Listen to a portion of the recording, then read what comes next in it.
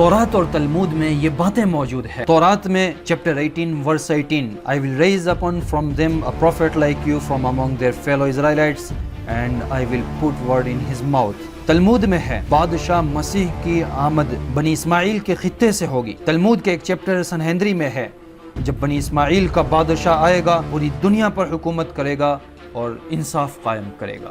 यहूदी आज की तरह हमेशा से पूरी दुनिया पर हुकूमत करना चाहते थे। ज्यूइश इंसाइक्लोपीडिया के मुताबिक यहूदियों का फलस्तीन और शाम की सरजमीन छोड़कर मदीने में आकर आबाद होना ये आखिरी पैगंबर के इंतजार में था। इब्ने कसीर की रिवायत के मुताबिक वो मदीने के कुफार और मुशरिकीन से कहा करते थे कि जब आखिरी पैगंबर आएगा तो हम उनके साथ मिलकर तुम पर गालिब आ जाएंगे। यस्तफ्तिहून अलल्लज़ीन कफरू, कुरान करीम ने उसे इस तरह बयान फरमाया है।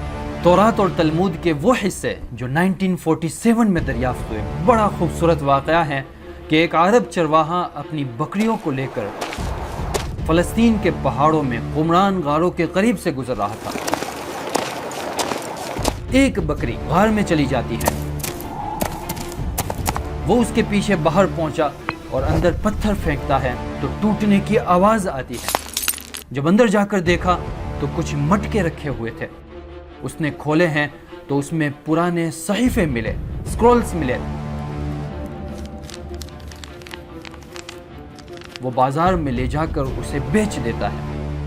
ये सहीफे साइंटिस्ट के हाथ लगते हैं और कार्बन स्कैनिंग के नतीजे में पता चलता है कि ये 2200 साल पुराने हैं।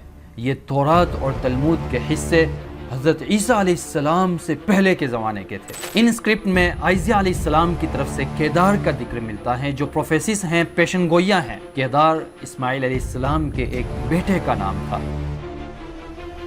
इन्हीं में सेला पहाड़ी का जिक्र मिलता है जो मस्जिद नबवी के बिल्कुल करीब है। कुछ इस तरह है कि सेला के रहने वाले लोग खुशियाँ मनाए, पहाड़ों पर चढ़कर अपने रब की हम्द व सना बयान करें। और ये वाक़या पेश आया रसूलुल्लाह सल्लल्लाहु अलैहि वसल्लम की मदीने में तशरीफ़ आवरी के वक्त, जब अंसार सेला पहाड़ी पर चढ़कर रसूलुल्लाह सल्लल्लाहु अलैहि वसल्लम की आमद का इस्तकबाल कर रहे थे और सदाएं बुलंद हो रही थी। तलअल बद्रु अलैना, इसीलिए बड़ी तादाद में यहूदी उलमा इस्लाम लाए।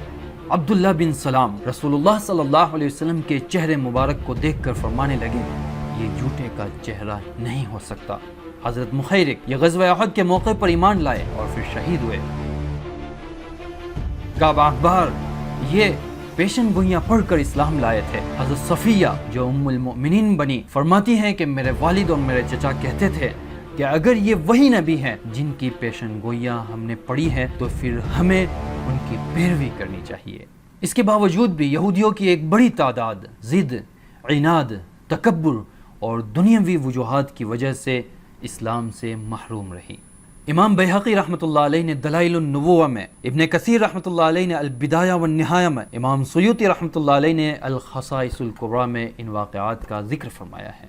अगर आप वीडियो यहाँ तक देखे हैं तो आपकी ज़िम्मेदारी है कि चैनल सब्सक्राइब करें, क्योंकि हम आदम अलैहिस्सलाम से लेकर अभी तक के सारे वाक़यात को ऑथेंटिक रेफरेंस के साथ आप तक पहुँचाने की कोशिश करेंगे। ख़ासकर रसूलुल्लाह सल्लल्लाहु अलैहि वसल्लम के पहले के वाक़यात जो कि आपने इस वीडियो में सुने, यौम विलादत के वाक़यात, उसके बाद के वाक़यात, ऐलान नबूवत के बाद के वाक़यात, आपके दुनिया से पर्दा फरमा जाने के वाक़यात, खिलाफत राशिदा और 1400 साल की मुसलमानों की उरूज व ज़वाल की दास्तां हम तमाम मिलकर एक्सप्लोर करेंगे, उसे सीखेंगे, समझेंगे और कुछ सबक हासिल करेंगे।